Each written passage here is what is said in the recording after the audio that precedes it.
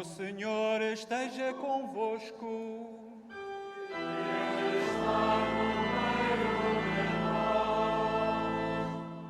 Evangelho de Nosso Senhor Jesus Cristo, segundo São João. Glória a vós, Senhor.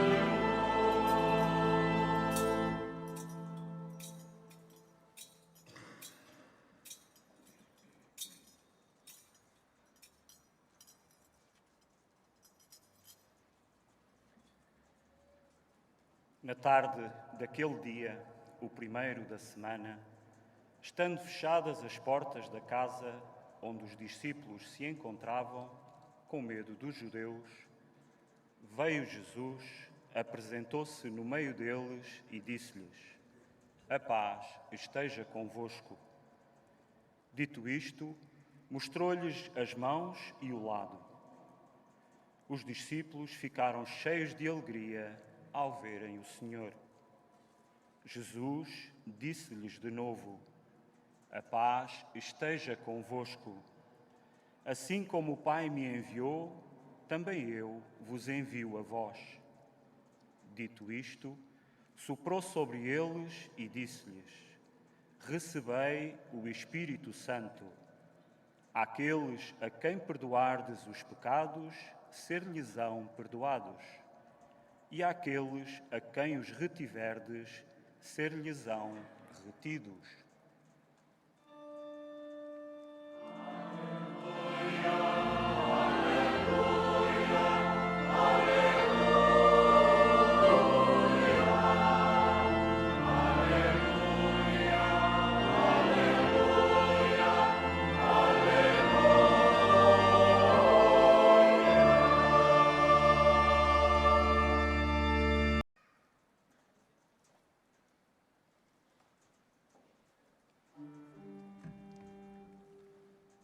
Palavra da salvação.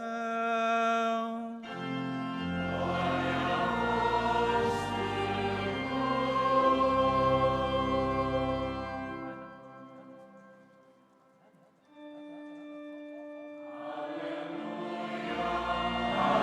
Aleluia, aleluia, aleluia.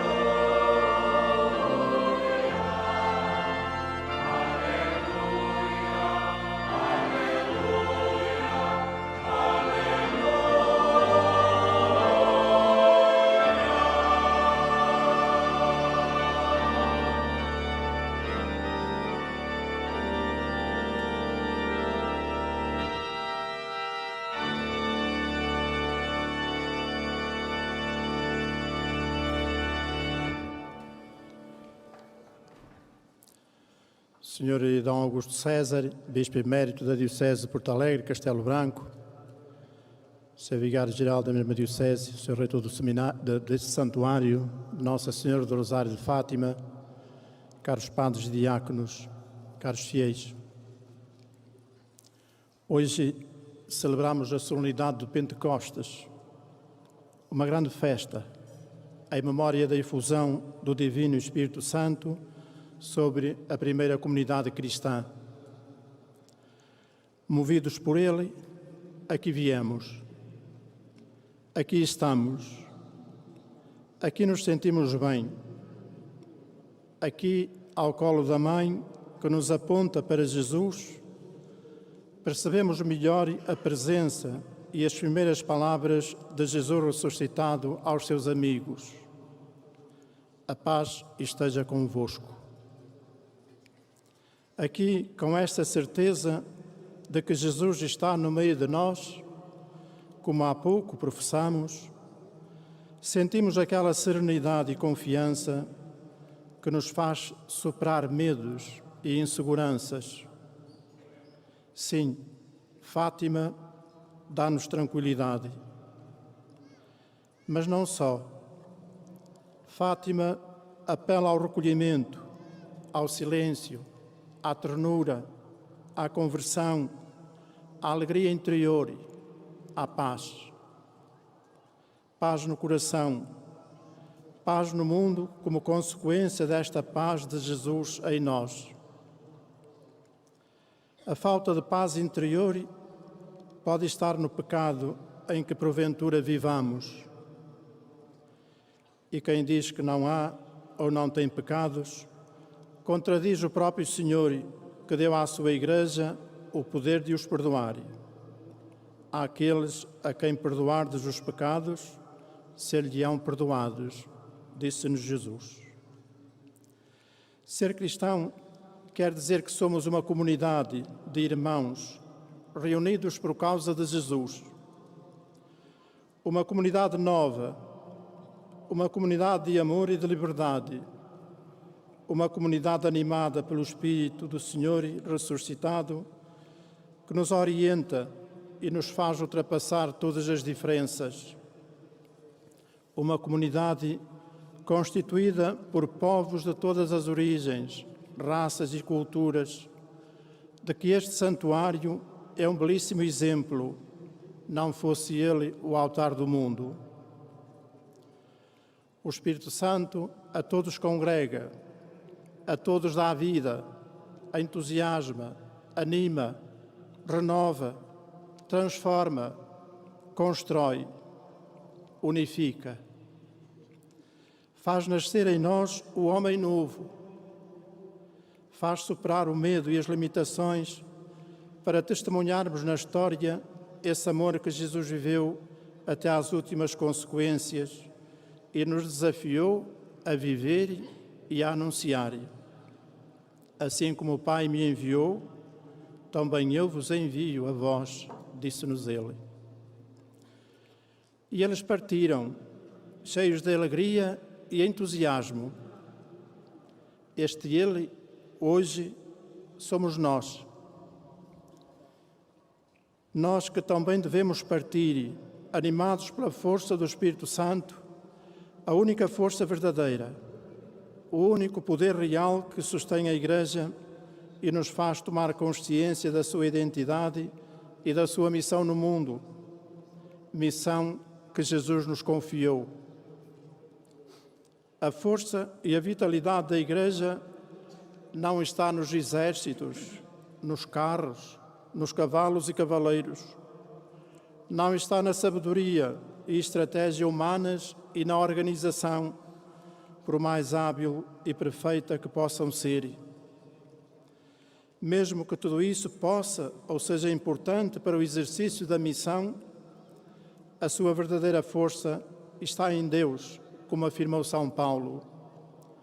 O Evangelho que pregamos não foi apresentado somente com palavras, mas com poder, com o Espírito Santo e com plena convicção. Esta força de Deus é-nos hoje apresentada através dos símbolos do vento e do fogo. Subitamente, diz o texto que ouvimos, fez-se ouvir uma forte rajada de vento que encheu toda a casa onde se encontravam. Viram então aparecer uma espécie de línguas de fogo que se iam dividindo e pousou uma sobre cada um deles. O vento e o fogo são os símbolos da revelação de Deus ao longo da história da salvação. Não nos dizem o que o Espírito Santo é, mas dizem-nos sim o que o Espírito Santo faz. Eles evocam a força irresistível de Deus, que é poder absoluto, ternura sem fim, movimento imparável, bonança infinita. O vento fala hoje da mesma forma que falava no princípio do mundo.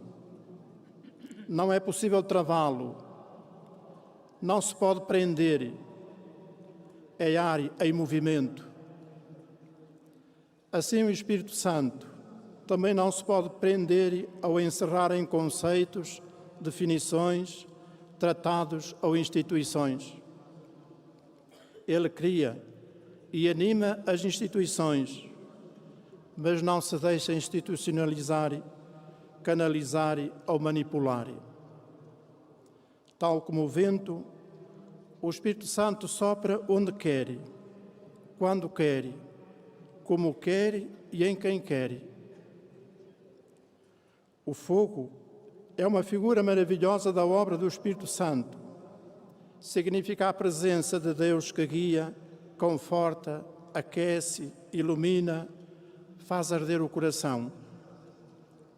Este fogo de Deus purifica, limpa, refina. A Igreja, como comunidade que nasce de Jesus, é assistida pelo fogo do Espírito e é chamada a testemunhar aos homens o projeto libertador do Pai. O poder de convencer, de converter, de penetrar no coração de determinada cultura, encaminhando-a para a obediência à fé, vem do Espírito Santo, que é a fonte e o segredo da coragem do crente. Mesmo em momentos difíceis, lemos assim nos Atos dos Apóstolos: todos ficaram cheios do Espírito Santo e anunciavam com assombro a palavra de Deus. O Espírito Santo foi sempre a força dos profetas, dos apóstolos e dos mártires. Eu estou cheio de força com o Espírito do Senhor, espírito de coragem e de justiça, exclamava o profeta Miqueias. Deus, na verdade, concedeu-nos um espírito não de timidez, mas de força, diz São Paulo. Tertuliano chamava ao Espírito o treinador dos mártires. Os mártires dão o seu testemunho graças à força do Espírito Santo, afirmava Cirilo de Jerusalém. E também nós próprios experimentamos a força do Espírito Santo, pois ele vem em auxílio da nossa fraqueza. Ele permanece junto de vós e estará em vós, disse-nos Jesus. E São Paulo repete esta mesma força. Somos o seu templo, Deus em nós e nós em Deus, graças à presença do Espírito Santo, o companheiro inseparável, o hóspede discreto, o consolador perfeito, o conselheiro admirável.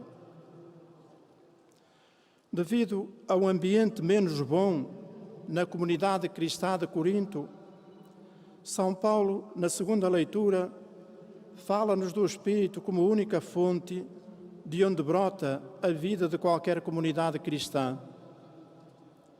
Sabemos que esta comunidade de Corinto era viva e fervorosa, mas ao seu jeito, um jeito que não convinha, deturpava o Evangelho.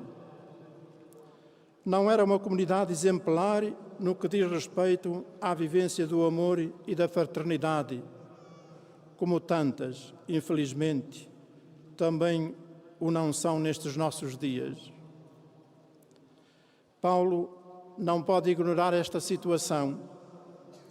Sente-se no dever de alertar, pois há quem, possuidor de dons e a prestar serviços, se julgue mais importante, humilhe os outros, seja autoritário e atue como dono e senhor, prejudicando a comunidade. Por isso, São Paulo corrige, admoesta, dá conselhos, mostra a incoerência destes comportamentos incompatíveis com o Evangelho.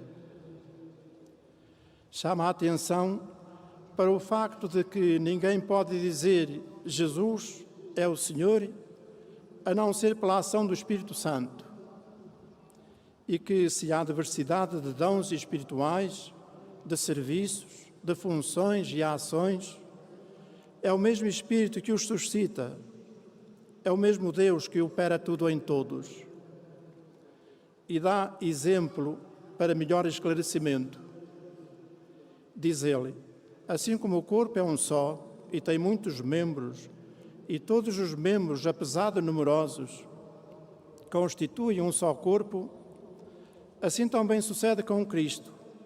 Todos fomos batizados num só Espírito, constituímos um só corpo, temos um só Espírito. Isto quer dizer que não há cristãos de primeira ou cristãos de segunda. De facto, no corpo humano, por exemplo, não há ciúmes entre os seus membros e órgãos. Não dizem mal uns dos outros. Nenhum pode ser dispensado ou autodispensar-se. Nenhum se considera mais importante que o outro. Cada um no seu lugar é importante, desde que cumpra a sua missão. Quando um membro do corpo está doente, todo o corpo sofre. Quando todos estão saudáveis e exercem a sua função, a harmonia e a beleza do corpo é muito maior. Assim na Igreja, corpo místico de Cristo, todos somos povo de Deus, alimentados pelo mesmo Espírito, que distribui os seus dons como lhe apraz, não para proveito de quem o recebe, mas para o bem de toda a comunidade. Que o Divino Espírito Santo inspire a unidade e a coesão nas nossas comunidades e famílias, fomente e dinamize a fraternidade e o amor entre todos os seus membros, para que todos vivam cada vez melhor o mistério pascal de Cristo Jesus, fundamento da nossa fé. O Espírito Santo não tem um campo de ação mais vasto ou diferente do que o do Filho Jesus Cristo. Ele ajuda-nos a viver melhor o que Cristo disse e fez, e por que é que o fez e disse. Entre o Pai e o Filho e o Espírito Santo não existe qualquer diferença de substância, poder, vontade ou operação, dizia São Leão Magno. O Espírito Santo é a chave que abre a porta que é Cristo, a qual dá entrada para a casa que é o Pai. Que Maria Santíssima, a Senhora de Fátima, a mulher dócil à voz do Espírito, a mulher do silêncio e da escuta, a mulher da confiança e da esperança, a Mãe de Jesus e nossa Mãe, nos guie e acompanhe nesta tarefa de discernimento sobre o que é que o Espírito Santo quer hoje dizer ao discipulado universal de Jesus, para que a sua Igreja seja fiel a si mesma e à sua missão no meio do mundo. E em comunhão com todos os escuteiros de Portugal, que ontem e hoje, reunidos em Braga, celebram os 100 anos da sua criação em Portugal, e também em comunhão com todos os jovens que se preparam para a Jornada Mundial da Juventude em Lisboa, bem como com todos quantos estão comprometidos com a sua preparação e concretização, humildemente aqui pedimos à Senhora que a todos ajude a serem fortes e firmes na fé e dóceis às inspirações do Divino Espírito Santo, para que possam superar os possíveis obstáculos e as tentações de desânimo ou de cansaço.